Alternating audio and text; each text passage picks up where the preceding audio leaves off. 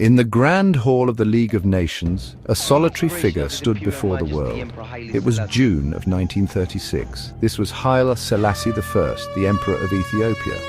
He was a man of small stature, yet he carried the weight of his entire nation upon his shoulders. His country, one of Africa's most ancient kingdoms, was under attack. It was being consumed by the modern war machine of Mussolini's Italy. He had come to this global assembly not as a conqueror, but as a petitioner. He was there to seek justice and to appeal to the conscience of humanity. His speech would become one of the most memorable and haunting moments of the 20th century. His words were not just for the powerful delegates seated before him. They were a message sent out to every corner of the globe. He spoke of principle, of the promises made between nations, and of the devastating consequences when those promises are broken. He described the horrors of modern warfare unleashed upon his people. Chemical weapons were raining down from the sky, poisoning men, women, and children. He asked a simple yet profound question. Should it be that the small and the weak must perish at the hands of the strong? His plea was a test for the very idea of collective security that the League of Nations was built upon. The emperor's presence itself was a powerful statement. Here was an African leader, the head of an independent state, addressing a predominantly European body. He was demanding that the rules they had all agreed upon be applied equally to everyone. He warned that the fate of Ethiopia was not an isolated incident.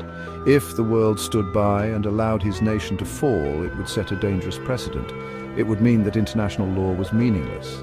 He prophesied that the injustice being done to his people would eventually visit others. It was a stark and chilling prediction of the global conflict that was to come. This single moment, broadcast across the world, captured the imagination of millions. Haile Selassie became a symbol of noble resistance against overwhelming aggression. He was David facing Goliath on the world stage. His plea highlighted the failures of international diplomacy in the face of rising fascism. The world listened, and many were moved by his dignity and the righteousness of his cause. But in that moment, the great powers did not act. Yet, the emperor's speech planted a seed. It was a seed of hope, of defiance, and a call for a more just world order that would echo for decades to come. Long before he became a global icon, he was a boy named Tafari Makonnen. He was born on July 23, 1892, in a small village in the Harar province of Ethiopia. His world was one of ancient traditions and deep-rooted history. Ethiopia was a land that had never been colonized, a point of immense pride for its people. Tafari was born into the heart of its aristocracy.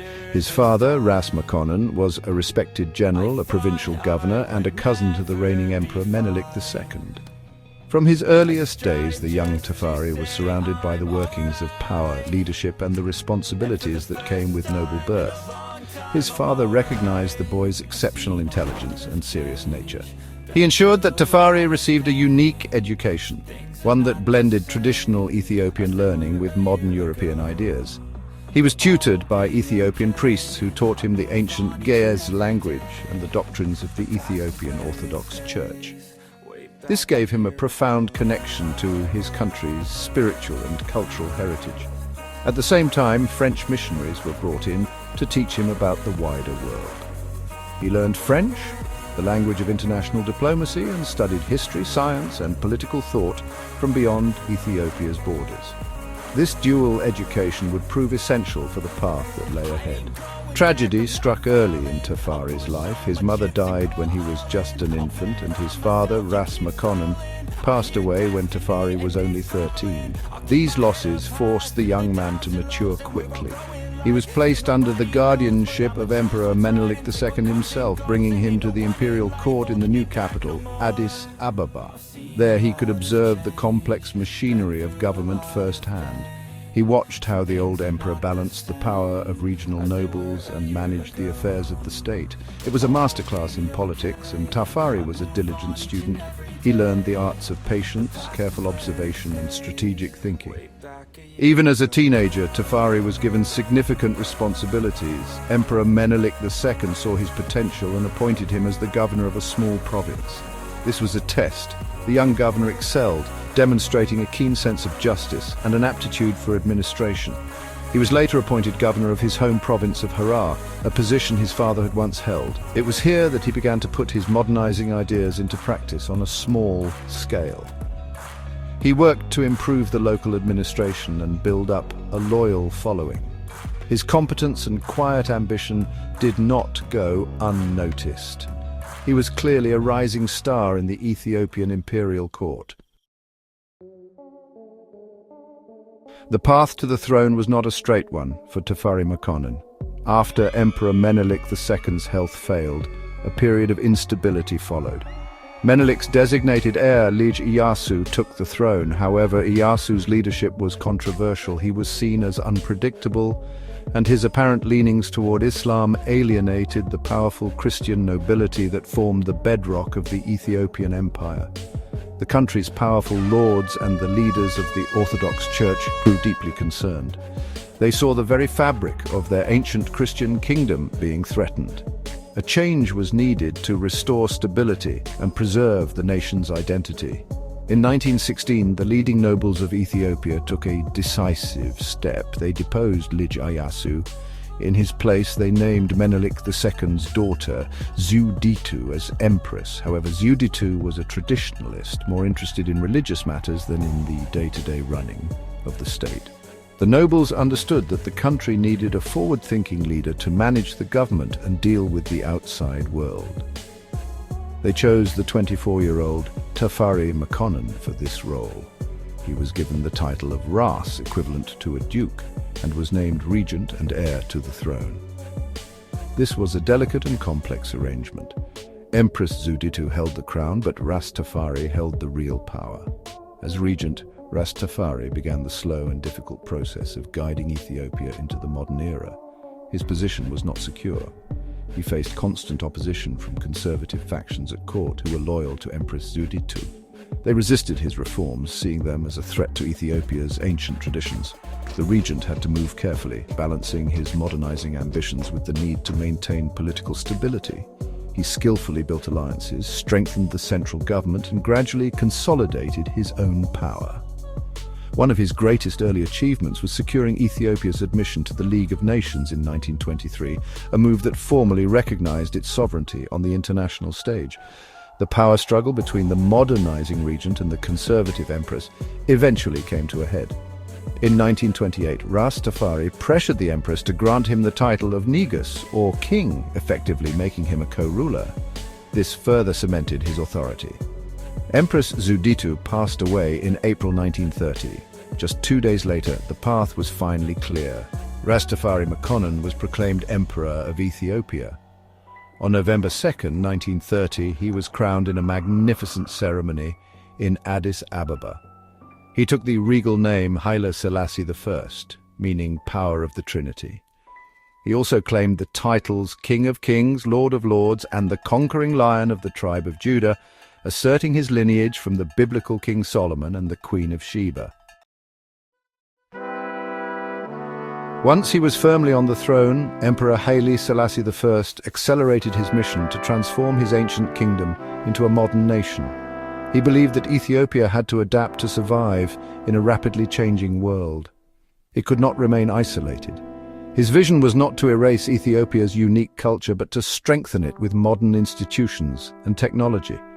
One of his first and most significant acts was to introduce Ethiopia's first written constitution in 1931. This was a revolutionary step. It established a parliament, though with limited powers, and began to shift the basis of rule from the personal authority of the emperor to a system based on law. Education was the cornerstone of the emperor's modernization program.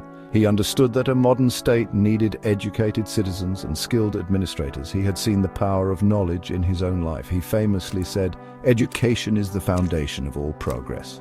Haile Selassie poured resources into building new schools throughout the country, including the first university, which was later named in his honor. He sent promising young Ethiopians abroad to study in Europe and America. He wanted them to return with the skills in medicine, engineering, and public administration that the country so desperately needed. This created a new, educated elite loyal to him and his vision. The emperor also focused on overhauling the country's infrastructure and economy. Ethiopia was a vast and rugged land with few roads, making communication and trade incredibly difficult. He initiated projects to build roads, bridges, and telephone lines to connect the disparate parts of his empire. He established a national currency and a state bank to modernize the economy. He also sought to centralize the tax system, taking power away from regional lords and strengthening the central government in Addis Ababa. These reforms were designed to unify the country, foster economic growth, and make his government more effective and powerful. Another crucial area for reform was the military. The Ethiopian army had traditionally been a collection of feudal levies, loyal to their local lords rather than to the central state. This made the country vulnerable. Haile Selassie knew that a modern professional army was essential to defend Ethiopia's independence.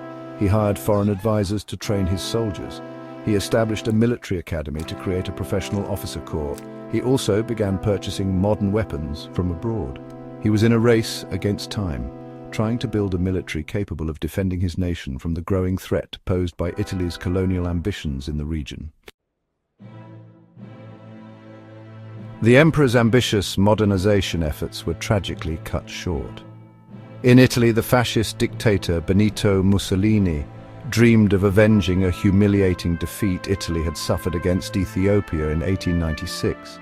He also coveted Ethiopia's resources and sought to build a new Roman Empire. In October 1935, ignoring international law and the treaties Ethiopia was a part of, Mussolini's forces invaded.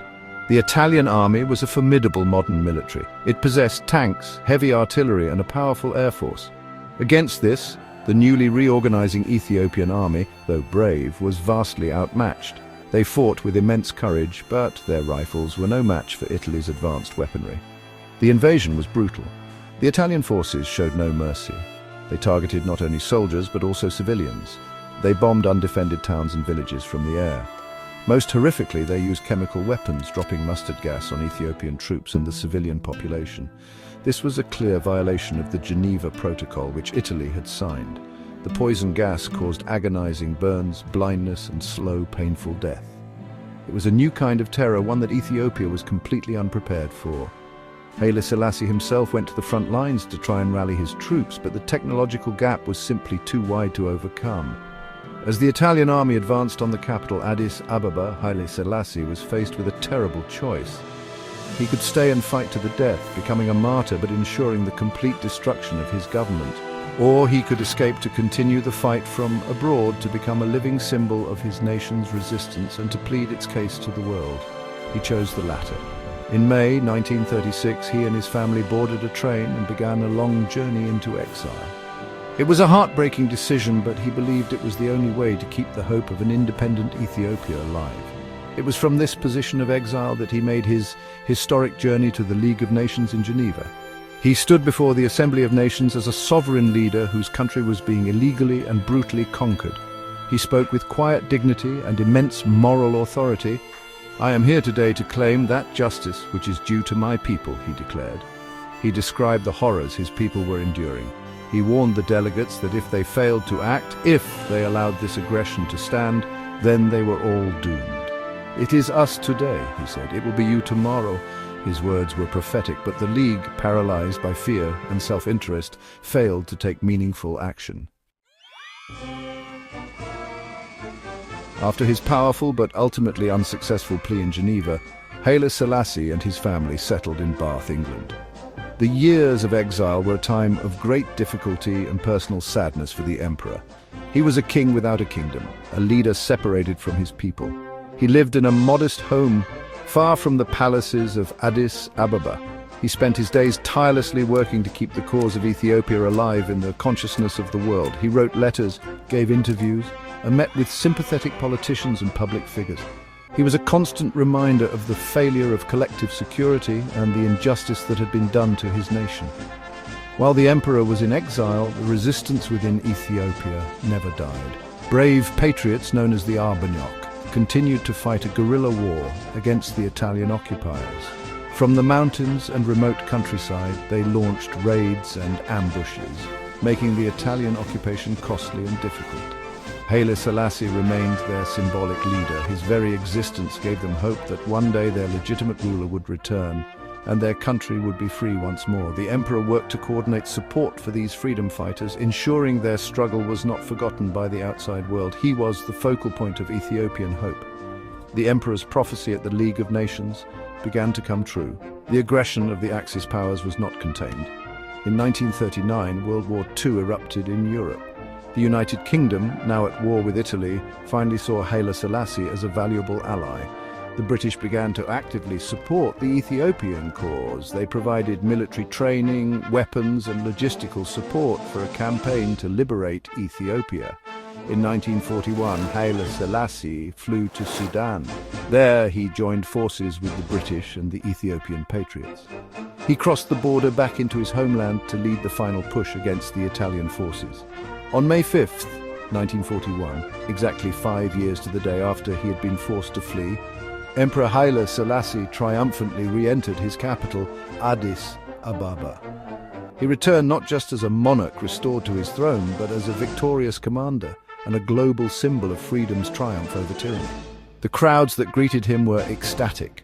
His return marked the end of the Italian occupation and the restoration of Ethiopian independence. Ethiopia became the first nation to be liberated from Axis occupation during World War II. The emperor's long, patient struggle in exile had finally been vindicated. He could now resume his life's work of building a modern Ethiopia.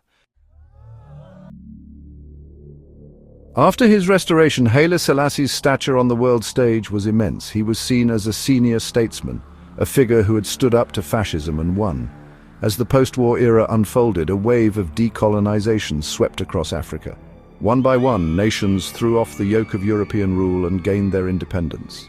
The emperor, as the leader of a nation that had successfully resisted colonization for centuries, became a powerful and inspirational figure for these new African leaders. He was a living symbol of African sovereignty and dignity. His story gave hope and encouragement to independence movements across the continent. The emperor understood that political independence was only the first step. He believed that for Africa to be truly strong and respected on the world stage, its nations needed to work together. He envisioned a united continent where African countries could solve their own problems, promote economic cooperation, and speak with a single powerful voice in international affairs. He began to champion the idea of Pan-Africanism, not just as a cultural movement, but as a political reality.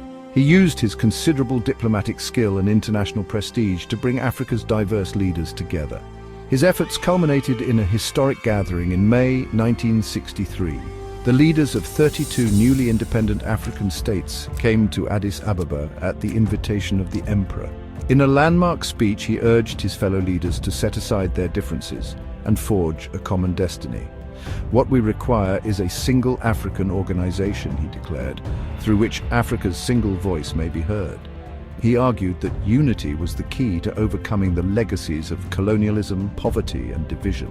His impassioned plea helped to bridge divides between different factions and ideologies among the new leaders. The result of this conference was the creation of the Organization of African Unity, the OAU. It was a monumental achievement. The OAU provided a forum for African nations to cooperate on political, economic, and social issues. Addis Ababa was chosen as its permanent headquarters, cementing the city's status as the political capital of Africa.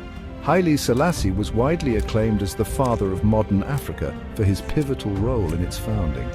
Through the OAU, he helped to mediate disputes between African nations and championed the cause of liberation for those countries still under colonial or white minority rule. His vision had helped to give a continent its collective voice. Far away from the world of international diplomacy, Haile Selassie's name took on a meaning of profound spiritual significance. In the 1930s, a new religious and political movement began to emerge among poor communities in Jamaica. This movement became known as Rastafari. Its followers were inspired by the teachings of Marcus Garvey, a Jamaican political leader who promoted black pride and the idea of a return to Africa. Garvey had famously prophesied, "Look to Africa, when a black king shall be crowned, for the day of deliverance is near."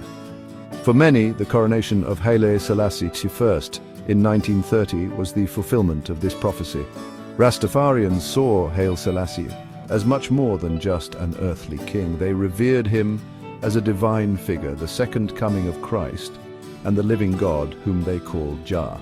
They took their name from his pre-coronation title, Ras Tafari. His official titles, particularly King of Kings, Lord of Lords, Conquering Lion of the tribe of Judah, were seen as proof of his divinity, connecting him directly to the biblical lineage of Kings David and Solomon. For Rastafarians, Ethiopia was Zion, the Promised Land, and Haile Selassie was the Messiah who would lead the African diaspora out of oppression and back to their ancestral homeland.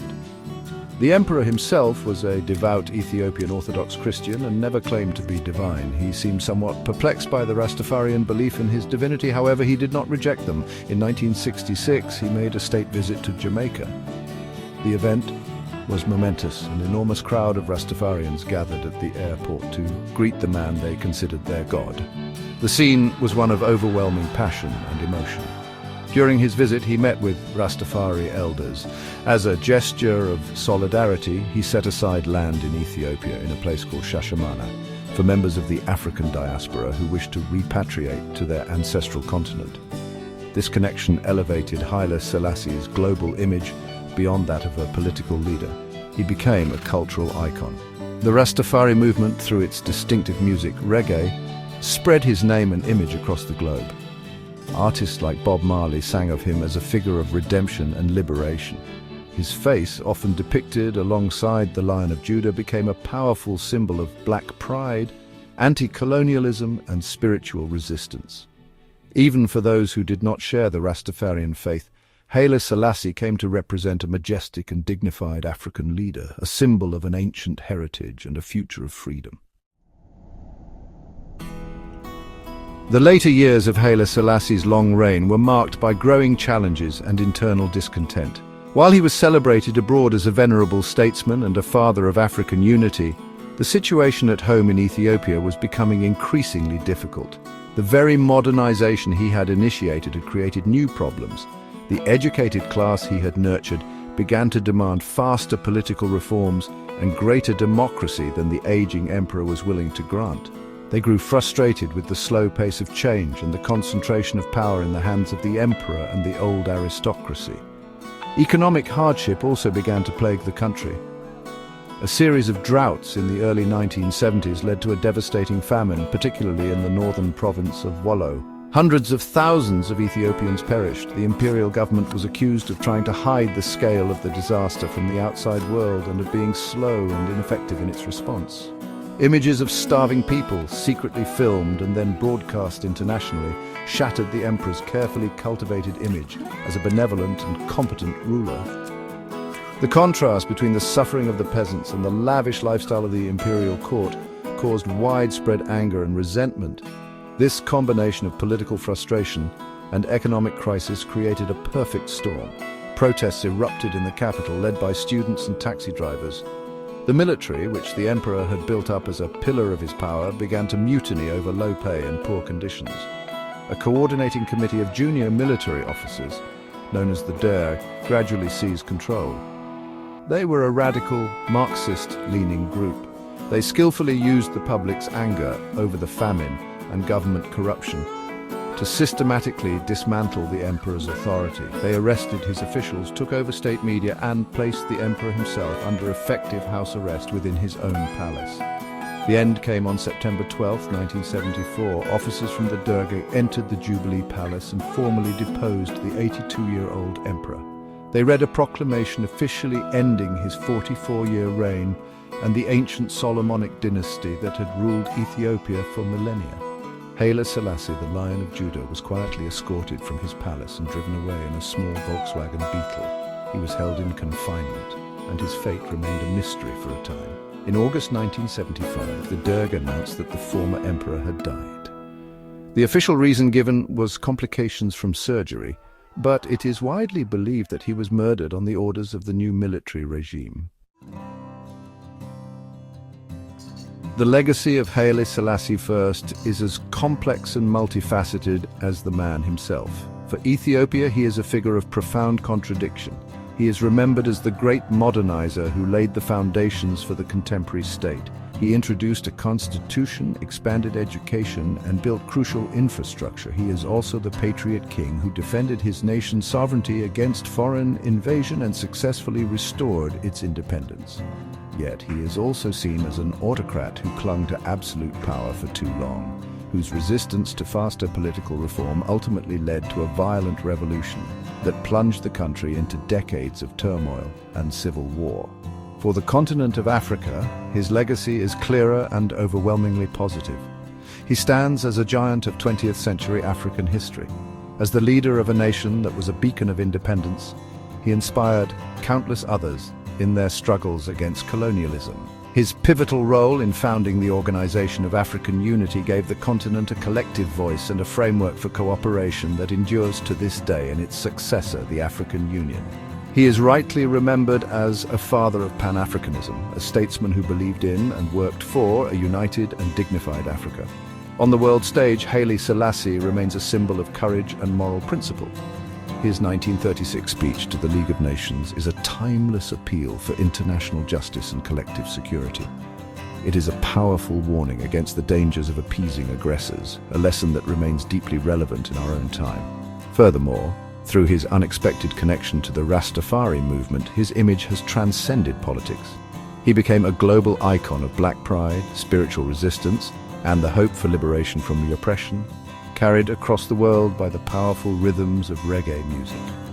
His story, from a young prince in a remote province to a global figure revered as a god, is a remarkable journey. It is a story of ambition, vision, and resilience, but also one of tragedy and the limitations of power. Haile Selassie, I was a man of his time, a transitional figure who attempted to bridge the gap between an ancient feudal world and the demands of the modern age. His successes and failures continue to shape Ethiopia, Africa, and the world's understanding of leadership and justice. The Lion of Judah may be gone, but his roar still echoes through history. If you enjoyed learning about the remarkable legacy of Haile Selassie I, don't forget to like this video, subscribe to our channel for more captivating history, and share it with friends who would be inspired by his story. Your support helps us bring more stories from history to life.